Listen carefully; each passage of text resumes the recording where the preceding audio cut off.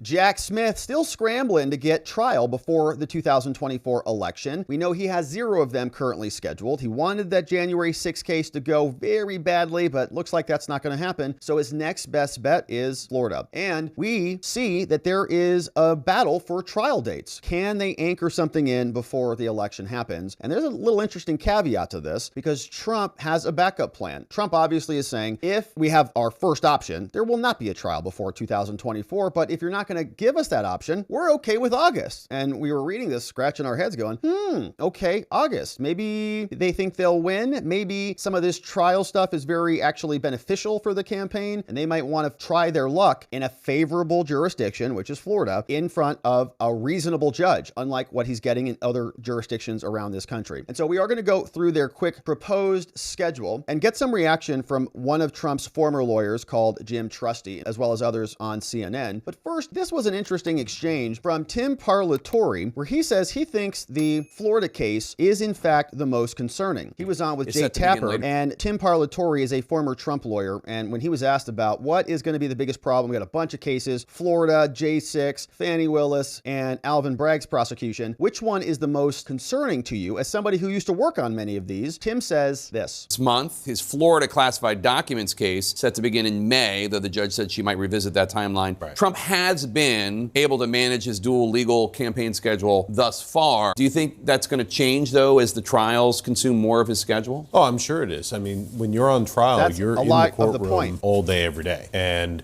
certainly in some of these courthouses, you're not allowed to bring your phone in. Maybe they have different rules for the, former president with the Secret Service detail, but a lot of his time is just going to be taken up. And then once you get out of court at the end of the day, part it's of the exhausting. strategy. Yeah. And so I do think it will impact it. Do you think that Trump will end up in a federal courtroom before the November election, or do you think ultimately the federal trials, which is the classified documents case and the January 6th case from Jack Smith, are going to be delayed until after the election, and then obviously if he wins, he'll dismiss them? I think the January 6th trial gets pushed out past the election, and the classified documents, I give it 50-50. 50-50. Interesting. If you were still representing Donald Trump, which of all these cases would you be most concerned about? Classified documents case. Classified. Why? I think that is the case that is the most likely to survive an appeal. It's in the friendliest jury pooled jurisdiction. There are a lot of good arguments on either side, so it is definitely a good jury question, but I think that there aren't as many legal challenges that would cause it to be overturned on an appeal. All right, so Trump's former attorney says Florida might be the most concerning, and maybe there's a 50-50 chance that it happens before the election, and Trump's people are kind of preparing for that. So we're going to read through their proposed schedule right after a quick message from our friends over at VNSH.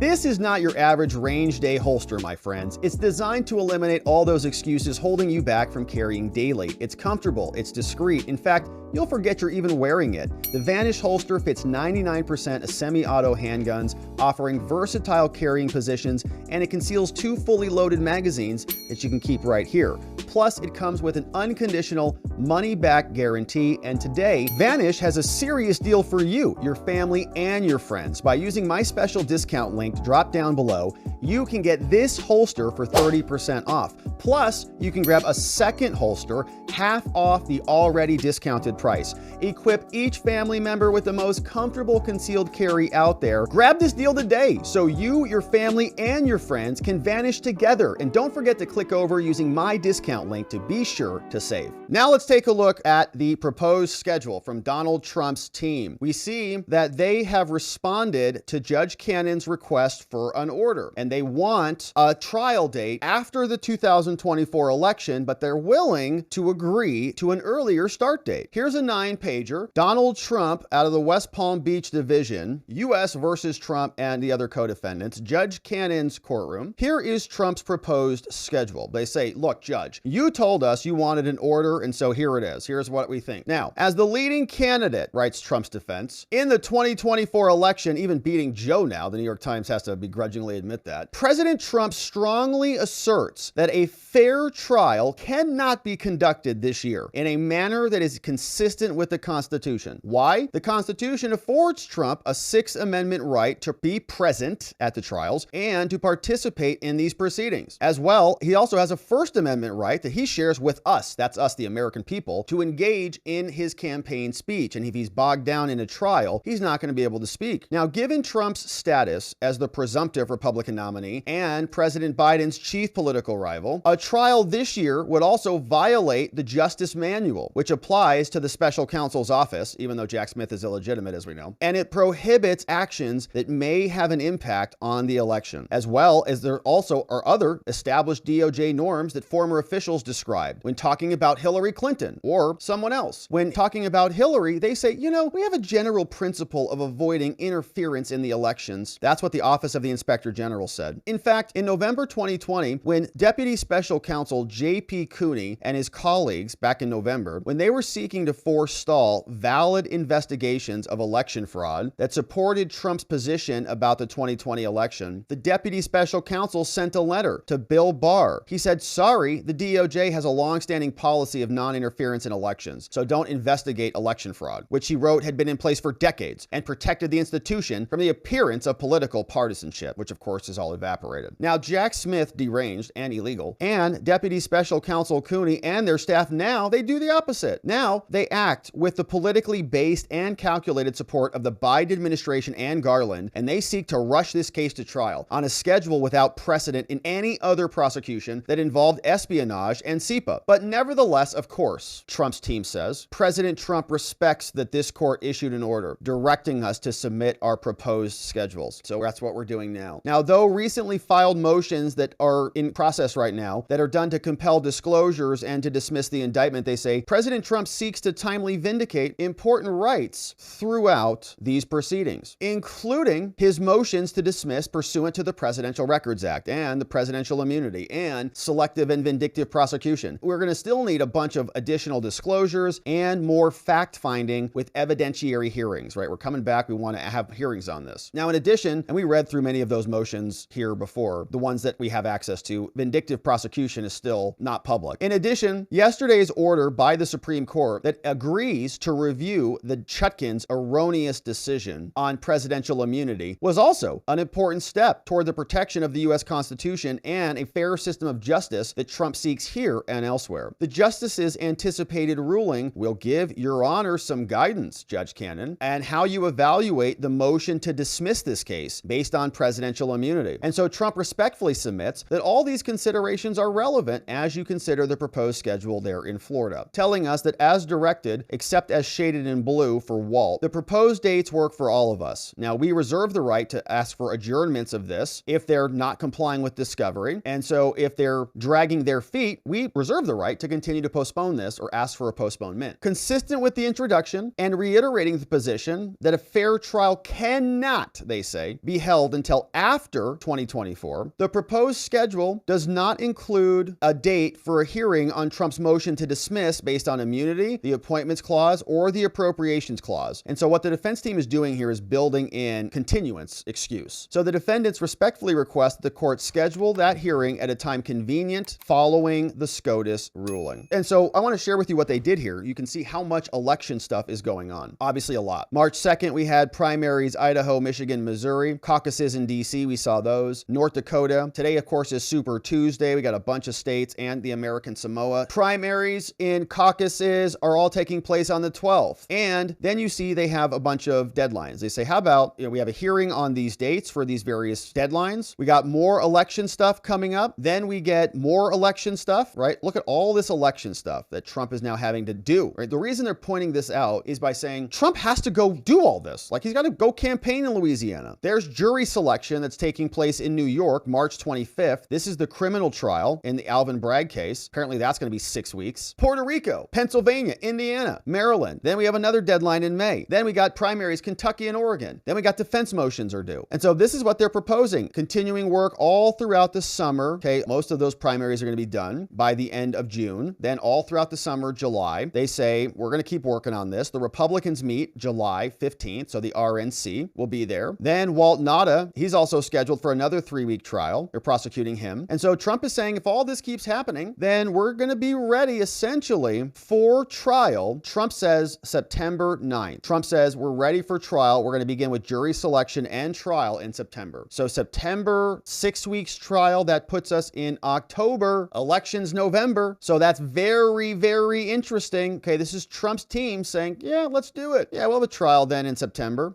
Now, the government says that they want it on July 8th. And CNN has given us some explanation as to why they think that is happening. And so this is what was happening there on with Anderson when he was asking former federal prosecutor Elie Honig about this. From former federal prosecutor Elie Honig and former Nixon White House counsel John Dean. What do you make of this July 8th date? Well, so that's a really interesting development, that there could be some agreement here between the parties to do a trial in July or August. And if that's the deal, I think I see why each side might be interested in that. It tells me, first of all, that Jack Smith has now concluded that it's very unlikely he's going to get his January 6th trial in. We just saw the Supreme Court take that case yesterday. I think he's done the math and seen that that's essentially a done deal in terms of trying it before the election. This would allow Jack Smith to at least try the Mar-a-Lago case before the election. And from Trump's team perspective, they get the win of moving the January 6th trial till after the election. And it allows them, they would go ahead with the Florida trial, the Mar-a-Lago trial, but you're going to have a good jury there if you're Donald Trump. You're going to have half that jury is going to be Trump supporters, Trump voters. So there's also questions about the judge that have the been. judge has been good for Trump. So I think if she's been fair, Anderson, not any questions about you're it. Trump's lawyers, and we've had reporting on this, you're feeling pretty good about your chances in Florida. The August 12th date, in which they say that could be a fallback option, the Trump team. I mean, how long a trial are we looking at? This feels to me, and I know the parties put in different requests and estimates. Trump's team said 8 to 10 weeks. I think DOJ said 6 to 8 weeks. I think you're looking at a 6 to 8 week trial. I think that's a good estimate, but that would, we're doing the math here, that would take you from August into September, into October. We could have a verdict in that scenario really close to Election Day. John, what do you think? All right, so that is getting very, very close to the election, and they're trying to squeeze it in. This was Jim Trusty, Donald Trump's former lawyer as well, and he was having a conversation about this over on CNN with Caitlin Collins, and here's what some of that sounded like. Defense attorneys want their trial to start in July, want another one to start in August. What do you think this likely ultimately lands based on what Jack Smith wants and what the defense attorneys are arguing? Yeah, I'm going to go with none of the above. You know, what's happening, I mean, you talk about this judge being, quote, mired in controversy. She's actually taking a very incremental approach to everything when it comes to scheduling. And that's what you normally see in federal court. It's talking to the parties. Where are we on discovery? Where are we on classified documents? You've got 5 motions to dismiss pending right now. You've got 10 DOJ attorneys entering their appearance on the case. This is not a quick and simple matter. And so Jack Smith, I think the approach he took was desperate to try something against President Trump before the election, which is really the wrong paradigm for DOJ to take, for Jack and the Attorney General to take. And of course, the other side is saying we can't possibly do this before the election. Yeah, there's some blame to be had perhaps on both sides for taking kind of extreme positions. But as a former prosecutor 27 years, I can't get over the fact that DOJ is admittedly making this a political exercise. They're basically saying we've got to do this before the election. And that's just not what you normally see in a white-collar case for a non-incarcerated defendant. So I think we're going to chug along for another month or two. We might see some really fascinating motions hearings in Florida, I think very important ones. But I suspect that trial's not happening this summer for a variety of reasons. They're not explicitly saying it's about the election. That's actually, kind of Jack Smith's thing. He has not mentioned the word election in his filings. So when do you think the classified documents case for Trump actually happens? Well, it depends on a lot of factors that we don't know yet. There's, I think, actually very significant motions, not boilerplate type things you routinely file, but really critical ones about the Presidential Records Act. The Trump team wants that litigated in about 2 weeks. And I think even Jack said something about April for that. So that's a huge threshold. I haven't seen a motion relating to the search warrant, but I think that's a very viable issue in this case, which is unusual. Okay, so there's some real fundamental stuff. And you've got where do you guess it could go? I think if we get past the summer, then the natural reluctance of the court is probably to the benefit of President Trump to say, and look, that used to be a DOJ policy. We don't try to interfere with elections by trying cases or even bringing indictments on the eve of an election. So I think if we get to May and she's not locked in on July or August, and we may know more tomorrow, if she's not locked in on those dates, then it might slide to 2025. And that's actually kind of a typical process for a classified document, complex white-collar case. Yeah, but I'll note that, these cases were brought some time ago, and certainly the Trump team has sought to delay them because they believe it's to their benefit. It is to their benefit, Caitlin. It's called equal protection and the right to investigate and build your defense. Jack Smith has had multiple years to bring these claims, and he brought them all in the middle of an election season. So she does this little scam where she asks a question, but she then refutes their prior point, right? Refute the prior point, then ask another question, and the guest only answers the next question. So Trump attorney Jim Trusty, I think, is on the mark with this. I'm not sure that the classified documents case goes either. And it feels to me that Trump, in his request, is building in some additional justifications for more continuances. And so Jack Smith might end up 0 for 2 on this, right? No trials before the election, which would just be a total pathetic failure, just like is appropriate for him and his office. So interesting stuff. Of course, we're going to keep tabs on what's happening in Florida. We got a lot of great motions that have been filed there and were very juicy. And so we'll have responses and replies and a lot more to come that we will, of course, cover here. So, my friends, thank you for subscribing wherever it is you're watching this. Thanks for joining us and watching thewatchers.locals.com, link in the description below. It's an amazing members-only community. We do streams in the mornings and on Saturdays. We'd love to have you come and join us because it's a ton of fun, and we'll love to see you there and back here on the next one.